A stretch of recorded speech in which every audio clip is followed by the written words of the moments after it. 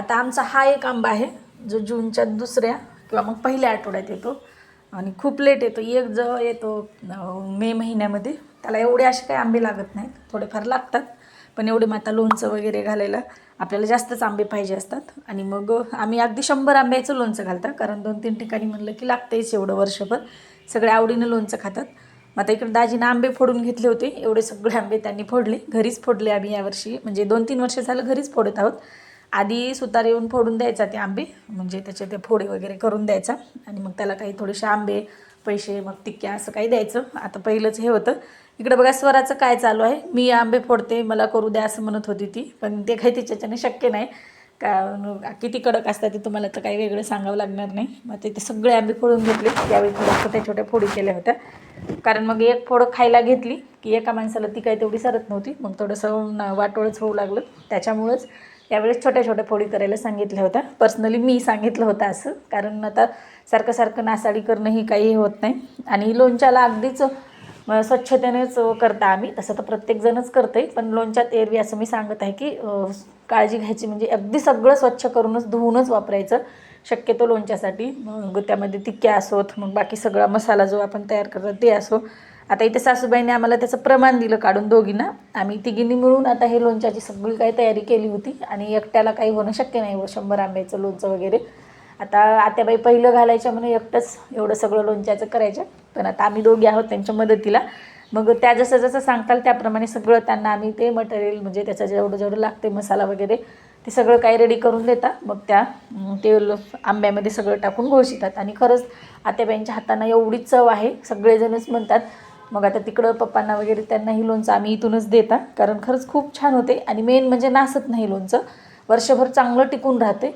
आता असंही टिकून राहते म्हणा वर्षभर, कोणाचंही एवढं हे होत नाही. पण एक वेळेस आत्याबाईंनी म्हणजे लोणचं घातल्याच नाहीत. आता आम्हीच दोघींनी हे केल्या होत्या लोणच्याचा सगळा कारभार, कारण त्या माहेरी गेल्या होत्या तेव्हा. तर खरंच राहिलं नाही, अगदीच 5-6 महिन्यामध्ये ते लगेच मग त्याला काय झालं की काय नाही सगळं नासून गेलं. आमच्याच्यानं काय प्रमाण चुकलं की मग कशी काय पद्धत चुकली की त्याची घालण्याची.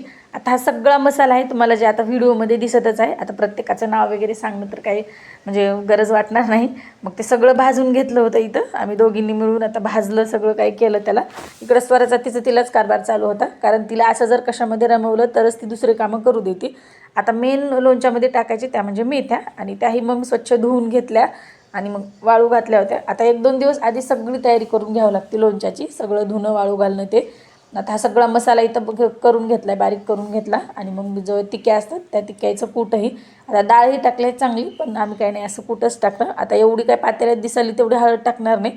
अगदीच पोहे खायच्या चमच्याने 4 ते 5 चमचे हळद यामध्ये घालायची, कारण हळदीचे खोंबही घेतले होते. आमच्या आत्याबाई म्हणतात की हे खोंबं टाकल्यामुळं लोणच्याला खरंच खूप छान चव लागते, आणि खरंच लागते एकदम रुचकर असं. आणि तेलही आम्ही जास्त प्रमाणात टाकत नाहीत लोणच्याला. हे एवढं तेल आता तेवढ्या लोणच्यासाठी भरपूर आहे. मग ज्याला कोणाला आवडेल त्याने मग टाकून खायचं असं चालू असते आमचं. म्हणजे वरतून मग पुन्हा आणखी गरम करून तेल टाकायचं. आता हे तेलही कडकडीत गरम करावं लागते, अगदीच उकळी येईपर्यंत. आणि मग त्यामध्ये थोडेसे जिरे, टिक्या, आणि मग ज्या मेथ्या होत्या त्या मेथ्या टाकायच्या. मेथ्याही सगळ्या जास्त नाही टाकायच्या, थोड्याफार त्या मसाल्यातही बारीक करून घ्यायच्या. आणि हा एवढा पसारा पडला होता. आता लोणचं करणं म्हणजे काही सोपं नाही, हा सगळा पसारा पडला होता. तर तोही मला आवरायचाच होता. पण आधी चला मला तर ती लोणच्याचीच प्रोसेस सुरू आहे. मग त्यातच आमच्या गावामधले जाऊबाई ते आले होते, त्यांच्यासोबत थोडा वेळ आता गप्पा मारल्या. मग आणि मग त्यातच 1-1.5 तास कसा गेला की चला म्हणलं मग तात्याबाईने आता सगळे आंबे ते एका पातेल्यात टाकून घेतले.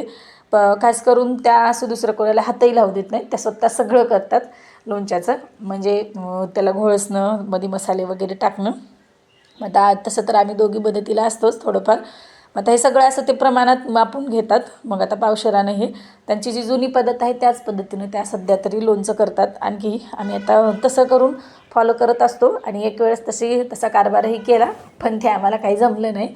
त्यात काय चुकलं की काय नाही की, किंवा मग आमच्या हातातच काय त्यांच्या हातात जादू आहे की कसं झालं की ते लोणचं काही राहिले नाही.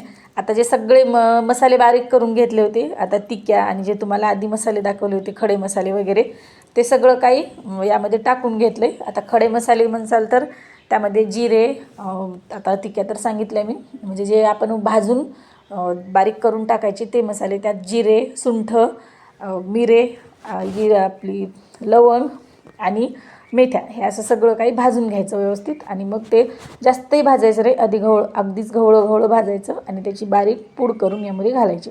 अशा पद्धतीने एक वेळेस खरंच लोणचं करून बघा तुम्ही, एवढं टेस्टी होते आणि वर्षभर टिकतंय सुद्धा. आता तरी फ्रीजमध्ये ठेवायला, पण पहिलं फ्रीजमध्ये सुद्धा ठेवत गेलं नाही, तर आम्ही बाहेरच राहायचं.